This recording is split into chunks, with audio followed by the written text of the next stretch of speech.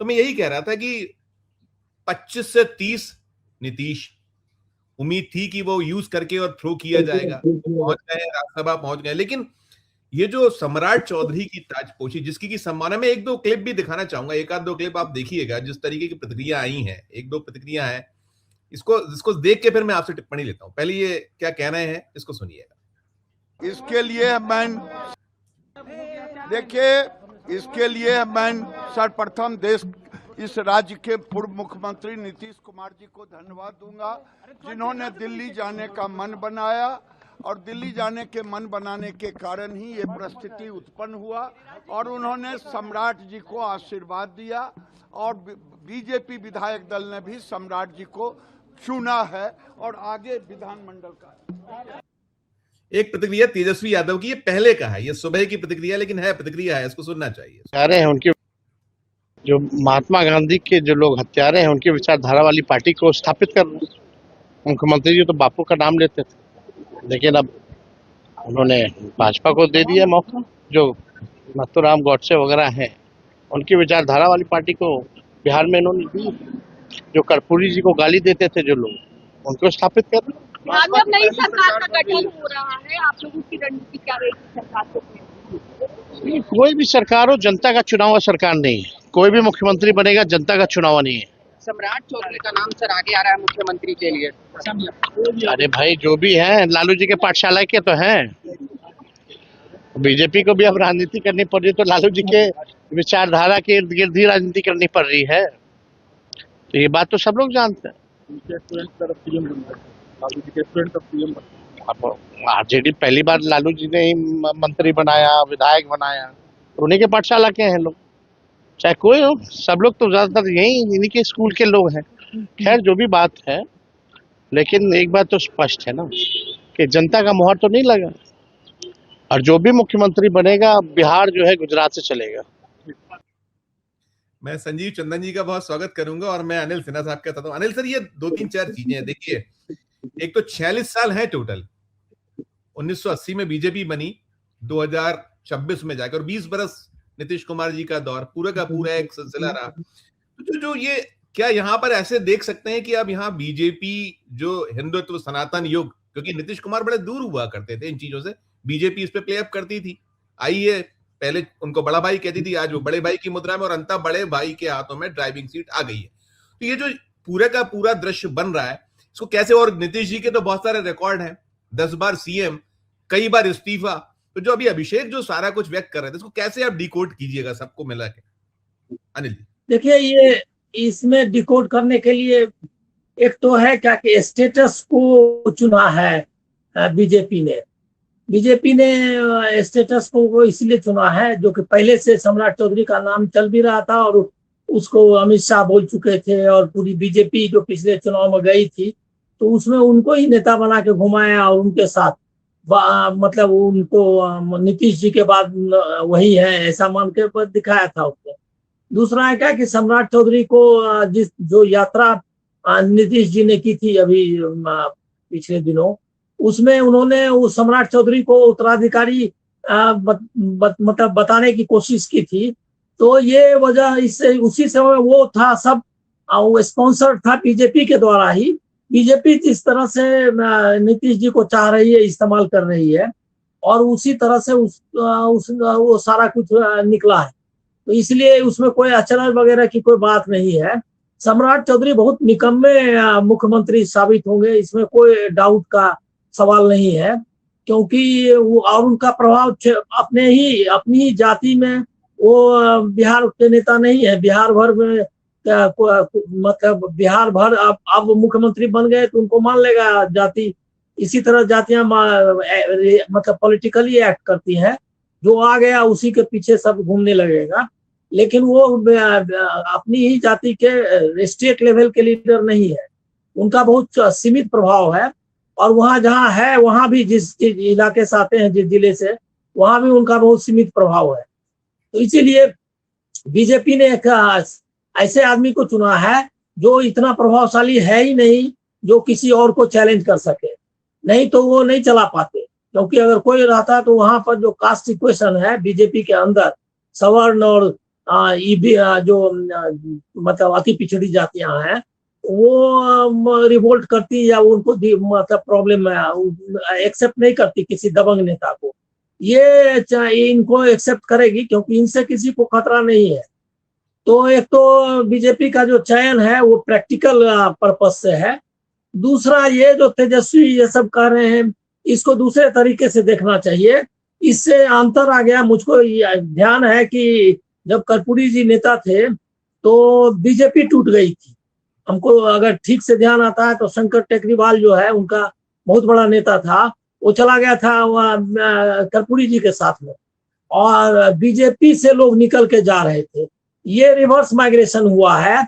इस पर आरजेडी और इन लोगों को सोचना चाहिए कि ये जो बीजेपी की तरफ जो जा रहा है, जो सामाजिक न्याय वाली शक्तियां, हमारे ये पाठशाला वगैरह कहने से कोई गौरवान्वित होने की कोई वजह नहीं है। तो वो ये मैं मानता हूं कि उन्होंने जो पहला हिस्सा कहा कि ऐसी विचारधारा को सौंप कर गए हैं जो गांधी जी के भी मतलब जो हमारे विपरीत विचारों के थे, कर्पूरी जी के भी विचारों के खिलाफ, तो ये वो सही उन्होंने बोला है। और वैसा हुआ कि अंत में नीतीश जी को याद करना चाहिए एकदम एक ऐसे व्यक्ति के रूप में जो जाते जाते इतना पतन की ओर चला गया, जिसने कि पूरे बिहार को सांप्रदायिक शक्तियों के हाथ में सौंप कर गया।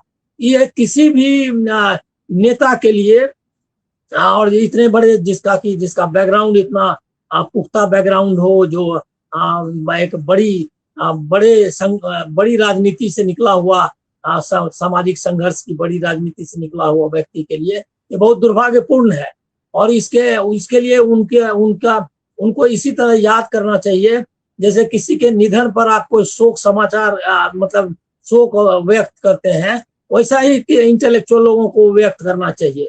ये सब बहुत बड़ा शोक समाचार है कि नीतीश कुमार बीजेपी को सौंप कर गए सत्ता, जिसकी कोई ताकत अभी भी नहीं है। अभी भी जो बिहार का जो डिस्कोर्स है उसमें बहुत मार्जिनल पार्टी है। वो अभी ऐसा जैसा आप लोग सोच रहे थे कि राजस्थान या मध्य प्रदेश की तरह कोई चमत्कार कर देंगे, इसलिए नहीं कर सकते कि बिहार में ये एक्सेप्टेबल है ही नहीं। मतलब बिहार में बीजेपी और आरएसएस कोई उतनी बड़ी ताकत नहीं है जो कि किसी को थोप दे। उनको इसी में से काम चलाना पड़ा, जो तेजस्वी ने बताया कि यही पाठशाला से गए थे, उस पाठशाला से, तो ऐसे ही लोगों से उनको करना पड़ा।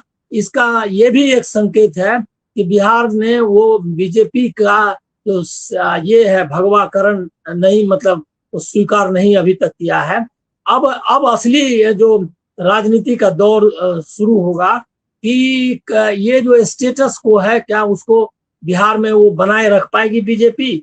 मुझको संदेह है कि इसको कर पाएंगे, क्योंकि ये बहुत इमेजिनेटिव भी नहीं है सम्राट चौधरी, और कोई ज्यादा मतलब उस तरह के नहीं। गुजरात चलाएगी, गुजरात चलाएगा, यही हाँ, तो वो तो क्लियर है ना। वो तो वो अमित शाह ने इनको सेलेक्ट कर लिया था पहले ही, क्योंकि एक बात ये है कि जो कुशवाहा कम्युनिटी है उसको देखिए क्या है कि सामाजिक न्याय की शक्तियों में जो ताकतवर जातियां रही हैं उसमें से ये तीन मतलब कुर्मी कुशवाहा का तो अलायंस था, लेकिन कुशवाहा, कुर्मी और यादव, तो ये तीन जातियों में से तीसरी जाति को लग रहा था, जैसे कि बहुत समय से लग रहा है बहुत लोगों को, सवर्ण में भूमिहारों को लग रहा था कि हम एक बार बंद करके रह गए, बाद में बनना चाहिए। तो उसके लिए उनका जैसे कास्ट एम्बिशंस बिहार में जिस तरह होता है, तो कुशवाहा लोगों को ये एम्बिशन बहुत लंबे समय, जिसको उपेंद्र कुशवाहा भी रिप्रेजेंट करते थे कि हम लोग को मुख्यमंत्री, हमको राज्य का नेतृत्व संभालना है, तो वो मौका उनको मिल गया है। तो ये एक बड़ी जाति है, ताकतवर जाति है, और मतलब अच्छा खासा मतलब जिसको आप कहेंगे कि संपन्न भी है उस हिसाब से, तो वो उसको बीजेपी ने चुना अपना करके। लेकिन इसके बाद और इसमें थोड़ा सा है क्या कि ईबीसी का भी उतना कंट्राडिक्शन इस जाति के साथ नहीं है जितना कि एक तो पूरे बिहार में उस तरह है भी नहीं, और कई जगह जो है सो वो है नहीं उतनी बड़ी संख्या में। तो ये सब भी है, कुछ डिस्ट्रीब्यूशन वगैरह का सवाल भी है। तो ये सब सामाजिक समीकरण ऐसे हैं जिसमें कि इनको टिकने में कोई ज्यादा कठिनाई नहीं हो, लेकिन कुछ ऐसा कर पाएंगे कि बीजेपी को पूरी तरह से वो जमीन में मतलब ये कर देंगे, मतलब बिठा देंगे ताकत से, या कोई ऐसा कारनामा कर जाएंगे। निश्चित तौर पर बहुत पुअर रिप्लेसमेंट है नीतीश कुमार का। नीतीश कुमार से कोई उनकी तुलना नहीं हो सकती है, जो नीतीश का काम है। उनका जो भी पराभव हुआ या जिस तरह का अंतिम चरण को वो पहुंचे हैं, वो दुखद और मतलब आलोचना के काबिल है। लेकिन उनके जैसा ये क्या कहते हैं इमेजिनेटिव या उतना पावरफुल नहीं, मतलब बीजेपी नहीं ढूंढ पाई कोई रिप्लेसमेंट, ये भी इससे क्लियर होता है। क्योंकि कोई चांस नहीं, मतलब कोई बना ही नहीं पाया अभी तक, कोई लीडरशिप नहीं बना पाए। और अभी कितने दिन के हैं ये, मतलब कुछ बहुत लंबे समय से थोड़े ही ये इनका तो सब जगह हमको लग रहा है कि ये इनके और इनके पिताजी दोनों करीब करीब सारी पार्टियां हो चुकी, मतलब इसके बाद मतलब बीजेपी इनका आखिरी पड़ाव है। इस बीच में कांग्रेस वगैरह सब हो चुका है और हर एक पार्टी से ये लोग निकल चुके हैं। तो पूरा प्रशिक्षित है उस हिसाब से, जो टोर की राजनीति है वो सब में काफी उनको ट्रेंड है। लेकिन मुझको नहीं लगता कि वो कोई बड़ा रिप्लेसमेंट है नीतीश का। अभी मतलब कि स्टार्ट हुआ, बीजेपी की जो पॉलिटिक्स बिहार में है वो शुरू हुई है, उसको तेजस्वी वगैरह कैसे चुनौती दे पाते हैं वो देखना है। और अभी लेकिन लग नहीं रहा है हमको कि विपक्ष चुनाव के बाद काफी डिमोरलाइज्ड ही है बिहार में, ऐसा मुझको लगता है। क्योंकि वो उत्तेजना या वो जोश हमको दिखाई नहीं देता। इसीलिए हमको लग रहा है कि जो स्टेटस को बीजेपी ने चुना वो प्रैक्टिकल है और वो सोच समझ के किया है। इससे उनको कोई नुकसान नहीं होगा। अभी फिलहाल हमको लग रहा है 30 तक चलाने में, 30 तक, लेकिन चलाने में दिक्कत क्या आएगी कि सम्राट चौधरी के रहते हुए बहुत सारे लोगों को बीजेपी में लगेगा कि उनको ही चीफ मिनिस्टर बनना चाहिए। तो बीजेपी के अंदर में बहुत सारी कठिनाइयां आएंगी और ये स्टेट लेवल में भी उनको एक्सेप्ट उस तरह से नहीं कर पाएगा। तो काफी दिक्कत। तो मेरा पुअर रिप्लेसमेंट प्लस वो क्या कहते हैं ये अंदरूनी जो इक्वेशंस हैं उसका, या कास्ट के बाहर के इक्वेशंस, वो सब ओपन एंडेड हो गए हैं। अब अभी देखिए, अब थोड़ा इंतजार करिए कि कैसे क्या होगा। ठीक से एक लास्ट पॉइंट जरूर कहना चाहता हूं कि जेडीयू जो है ना, जेडीयू एज ए पार्टी अब वो बहुत ज्यादा वाइब्रेंट पार्टी नहीं रह जाएगी बीजेपी इनके जाने के बाद, नीतीश के जाने के बाद। और निशांत अभी आएंगे, वो पार्टी की लीडरशिप उस तरह से ले पाएंगे जिस तरह तेजस्वी ले लिया था। वो किया नहीं नीतीश ने। अगर पहले से ही जिस तरह लालू ने उनको ला करके स्थापित करके उसको बिठा लिया था, वो काम करके नहीं गए हैं वो तो। और ऐसे समय में मझधार में उनको दे रहे हैं पतवार, जो कि उस समय उसके लिए उनको न कोई ट्रेनिंग है और न कोई, हमको लग रहा है कि ड्राइव जिसको आप बोलते हैं ना, जिसके लिए एक होता है जोश कि हमको ये राजनीति करते हैं। स्पार्क नहीं है अनिल सर, ये स्पार्क नहीं है, वो स्पार्क नहीं है जो अगर आप उसको वो नहीं है। करते हैं। हाँ, स्पार्क नहीं है। अच्छा, ये दो चीजें छोटी छोटी देखिएगा, मैं स्मरण कराऊं, ये बड़ी बहुत ही चर्चित क्लिप थी। ये मैं इसलिए चला रहा हूं कि ये चीज कैसे आप इसको, सम्राट चौधरी हत्या के अभियुक्त है, जेल से फर्जी डॉक्यूमेंट निकाल कर बाहर निकले हैं। या तो इनको बर्खास्त करके गिरफ्तार कीजिए और नहीं तो देश में जितने लोग हत्या किए हैं उनको भी जेल से छोड़ दीजिए। ये हालात है, ये डॉक्यूमेंट है आपके सामने। ये सम्राट चौधरी का इलेक्शन एफिडेविट है जिसमें 2020 में उन्होंने अपने आप को 51 साल का बताया है। प्रशांत जी के लिए तो आज बड़ा साइडबैक वाला दिन है आज, वो उस समय। और एक ये इनको भी सुनिएगा, ये भी एक टिप्पणी है, मैं फिर आपसे सवाल कर लेता हूं। कार्यकाल आज समाप्त होना था क्या, मेरा सवाल इससे। अगर कार्यकाल 26 के अप्रैल को खत्म होना था तो उस स्लोगन का मतलब क्या था, 25 से 30 फिर से नीतीश? ये तो बेईमानी है ना, घोर बेईमानी है। और जो कोई भी कुछ बनेगा इसके बाद वो मैंडेटेड चीफ मिनिस्टर तो नहीं होगा, वो पिक्ड अप होगा, नामित होगा गुजरात के 2 वरिष्ठ नेताओं की मर्जी से। और बिहार के ऊपर वो नामित व्यक्ति गुजरात की प्राथमिकताओं के आधार पर दिल्ली दरबार की प्राथमिकताओं के आधार पर अपनी कार्यशैली विकसित करेगा। ये वही जो कह रहे थे तेजस्वी कह रहे थे, उसी को उन्होंने आगे बढ़ाया। मैं ये पूछना चाहूंगा अनिल सर, दो चीजें मुझे आपसे पूछनी। एक तो आपने वो प्रशांत किशोर जी को सुना, वो चीज तो बनी हुई है ना, वो तो वॉश आउट तो नहीं हुई है, ये बीजेपी भी जानती है और बाकी बिहार तो जानते ही जानता है। दूसरा, नीतीश कुमार हार्ड बार्गनर रहे हैं, जबरदस्त बार्गेनिंग करते रहे हैं वे, और अभी जो उन्होंने 20 सालों के बाद मुख्यमंत्री पद छोड़ा, राज्यसभा गए, स्वास्थ्य को लेकर बहुत बात नहीं, स्वास्थ्य तो उनका ऐसा आती नहीं, लेकिन फिर भी उनका जो बाकी चित्र तो दिखता है, उनकी मेहनत और तमाम जो स्वीकारोक्ति सब चीजें हैं ही हैं। तो क्या इसकी कोई छोटी डील हुई होगी? डील तो कुछ ना कुछ होगी, और कहीं ना कहीं अभी आने वाले दिनों में कुछ दिखेगा क्या? सेंट्रल में कुछ दिखेगा, राज्यसभा अकेला, कि कुछ बड़ा कुछ दिखेगा? टिप्पणी जी आपसे, अनिल जी, आपसे।